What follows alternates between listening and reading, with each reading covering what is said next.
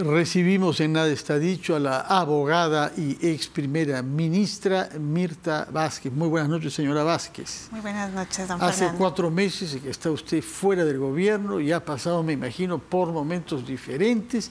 La última vez que hemos conversado, usted expresó una cierta confianza de que se cumpliera lo que había dicho el presidente de la República en su conversación con el cardenal Barreto y con el secretario ejecutivo del Acuerdo Nacional, ir a un pacto nacional y a un gobierno de ancha base. El tema, de alguna manera, ha sido retomado hoy por Aníbal Torres. Es cierto que durante una sesión de interpelación, bajo el nombre de Pacto de Gobernabilidad. ¿Qué cosa entiende usted tras esta propuesta y tras este concepto?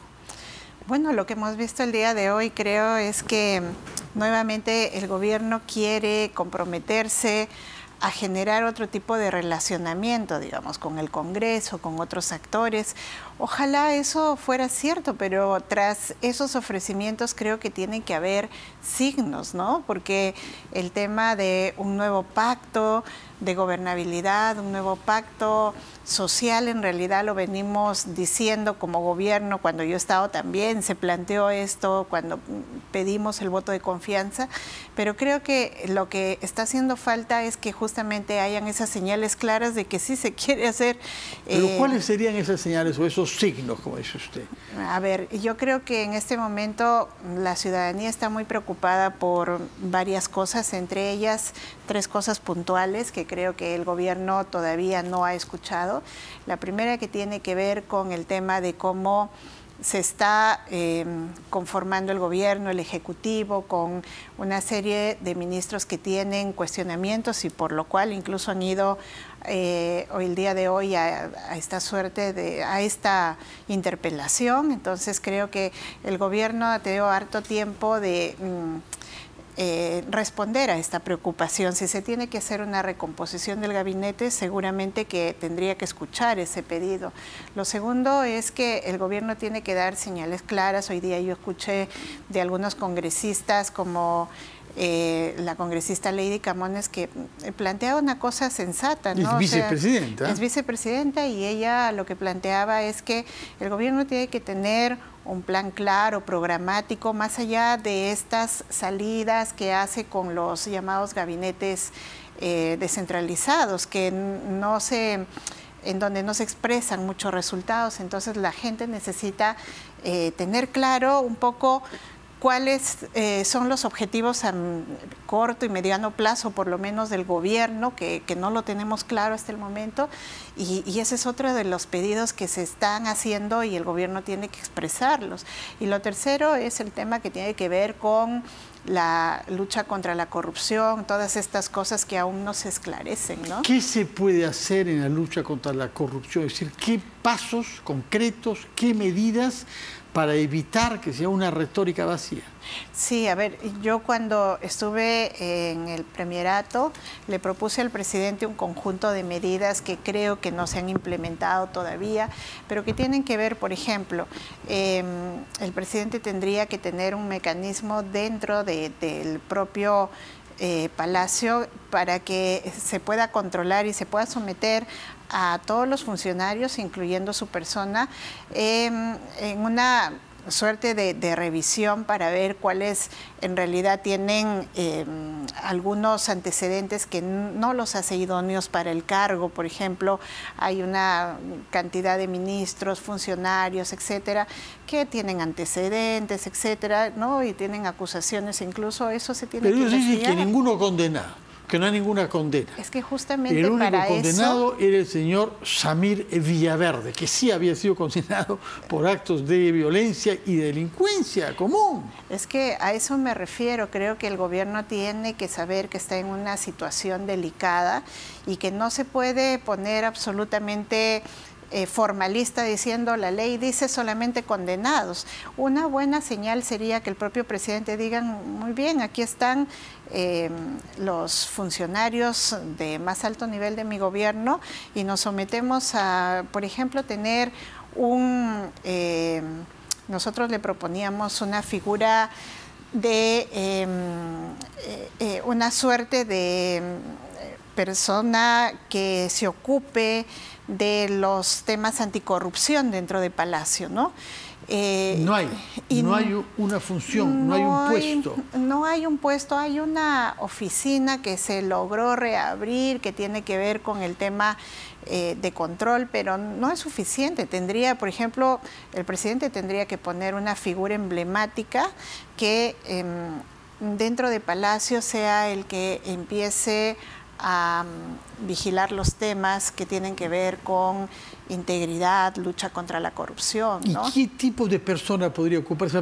Porque ya existió en el pasado el llamado SAR anticorrupción, sí, una cosa, y no sé sí, si dio muchos resultados. Sí, pero yo creo que en estas circunstancias tenemos que tener una suerte de propuestas que puedan funcionar para que la población sobre todo tenga confianza, ¿no?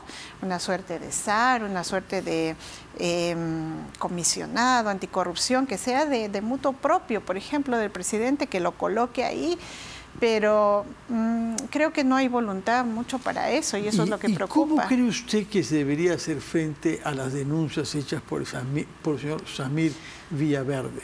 Bueno, todo lo que digan personajes como Samir Villaverde y otros que están en este momento procesados, creo que tiene que ser absolutamente investigado. Hay cosas que en realidad se dicen y que seguro merecerá una mayor atención de los órganos de justicia, pero hay otras denuncias también que seguramente se van a ir archivando. Esto de los temas de fraude, que ya tanto se ha investigado, hemos perdido meses en el país. Hay, digamos, una versión diferente que es la que aporta el señor Villaverde, sobre todo, presuntamente, desde la campaña misma de Pedro Castillo. Hay una novedad de mirada. Es decir, yo no digo que sea o no verdad, lo que digo, hay un sector de la opinión pública que cree eso, que está predispuesta a creer eso y a la que hay que dar respuestas. Sí, por eso yo creo que se tiene que investigar debidamente y una acusación tan seria, porque eso significaría que ha habido toda una colusión con los organismos electorales, que ha habido una colusión con los organismos observadores, etcétera, pero una cosa muy seria, ¿no? Si tiene alguna prueba de eso, deberá exhibirla, ¿no? De acuerdo, pero usted sería partidaria de que el presidente colabore con la investigación. Por supuesto. Yo creo que una cosa muy importante, don Fernando, yo se lo decía al presidente, tal vez no comprendió que era una cosa fundamental, pero más allá de las investigaciones formales, cuando uno está en un cargo de responsabilidad de esta naturaleza, tiene que dar muestras más allá de la ley que quiere colaborar, ¿no?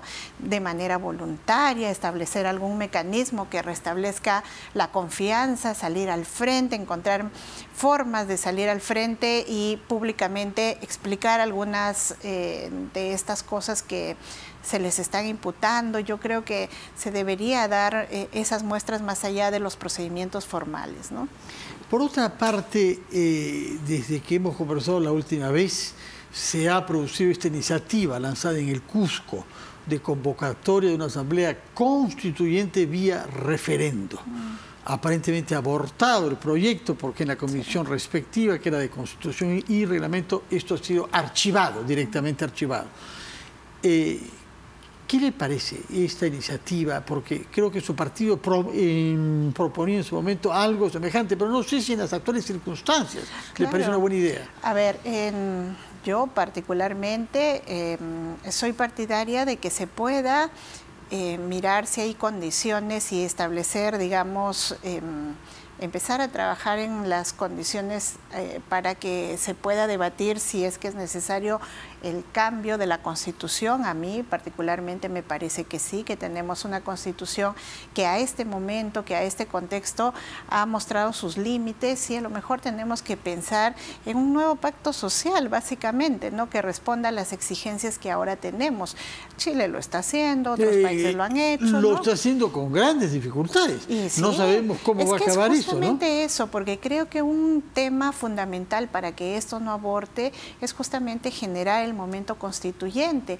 Y ahí creo que el Congreso tiene que ser, yo no estoy de acuerdo de la manera como ha procedido, ¿no? Porque se cierran simplemente. Yo he escuchado argumentos de congresistas diciendo que una asamblea constituyente va contra el orden democrático cuando es absolutamente lo contrario. Pero lo que sí depende creo, cómo sea convocada, ¿no? Lo que sí creo, yo creo que sí hay posibilidad de que eso se lleve a cabo, pero lo que creo que no está bien es que se utilice un tema tan delicado en un momento que en el que parece la intención parece no haber sido realmente generar un proceso de esa naturaleza, sino utilizar el poder. Tema. Sobre todo porque, como le digo, acá lo importante es la manera como se hace. Hemos escuchado al señor Vladimir Cerrón decir que se va a hacer por la vía pacífica o por una vía no pacífica. A él le parece que las dos alternativas están abiertas. No, declaraciones realmente son lamentables, porque creo que nada se puede imponer por vías no pacíficas. Todo hay que buscar que se institucionalice, hay que buscar, la mejor fórmula es la legitimidad que todos estos procesos puedan tener con el respaldo de la población. Eso es lo importante, creo yo. Imponer por otras vías, creo que en un Estado democrático es inadmisible, ¿no? Otro tema en donde la división entre peruanos se ha acentuado en algún sentido es el tema de los conflictos socioambientales. Hay más que nunca, y algunos que están durando varias semanas, y algunos que le están costando enormemente al presupuesto peruano, particularmente el de las Bambas. A usted se le reprochó haber tenido una actitud a adelantar opinión sobre el caso de las minas en Ayacucho y ser hostil a la minería. ¿Cómo mira usted ahora lo que está pasando en las Bambas y la manera como el gobierno ha hecho frente a este desafío?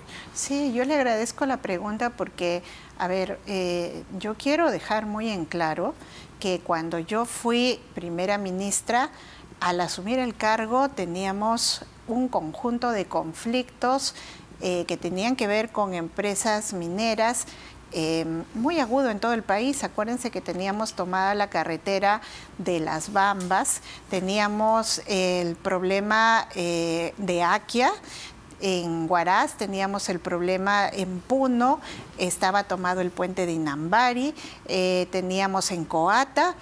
Entonces todos esos conflictos en realidad desde mi gestión se ayudó a desescalar. ¿Para qué?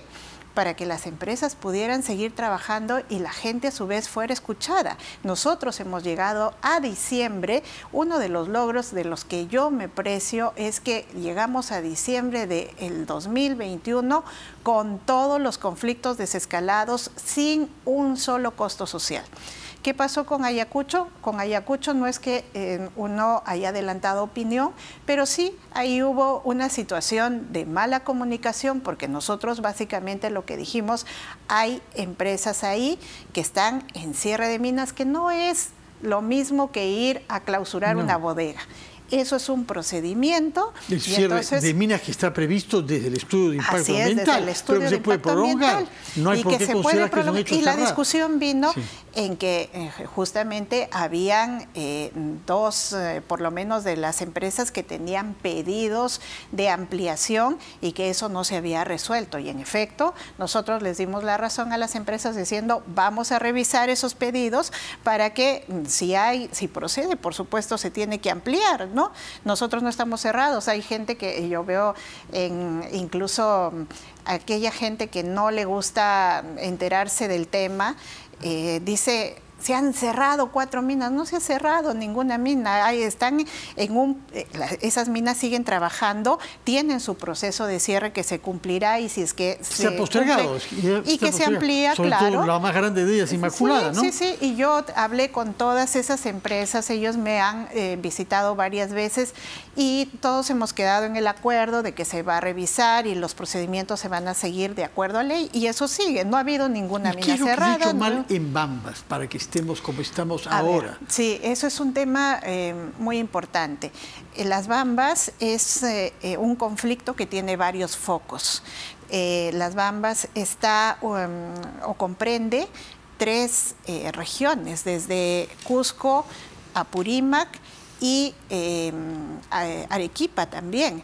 Entonces, en todo el corredor minero hay varios focos y desde mi punto de vista la mala gestión del conflicto ha venido por un lado porque por mucho tiempo se ha tratado de gestionar los conflictos, esos focos, de manera independiente. Entonces van habiendo ofrecimientos para una comunidad acá, la otra también reclama con justo derecho que le corresponden, las otras tienen otro tipo de demandas. No se puede tratar un conflicto de esa manera. Por eso es que cuando nosotros entramos, empezamos a trabajar el conflicto desde el enfoque territorial, todo el corredor minero, y por eso nosotros declaramos incluso el tema de zona de interés prioritario, porque había que trabajar todo en su conjunto. Y lo segundo que ha sucedido es que por mucho tiempo también el Estado ha estado un poco de lado y han habido acuerdos entre la empresa con las comunidades que luego no se han cumplido. Entonces, ahí el Estado tiene toda una responsabilidad, porque nosotros también, no solamente la empresa tiene que solucionar, el Estado, por supuesto, sino el Estado tiene que intervenir. Públicos, ¿no? Y ahí empezamos a trabajar el tema de cómo cumplimos con los acuerdos, pero a mi salida también sé que se ha para hacer ese trabajo se necesita gente especializada. Armamos un equipo muy valioso y todo está desbaratado.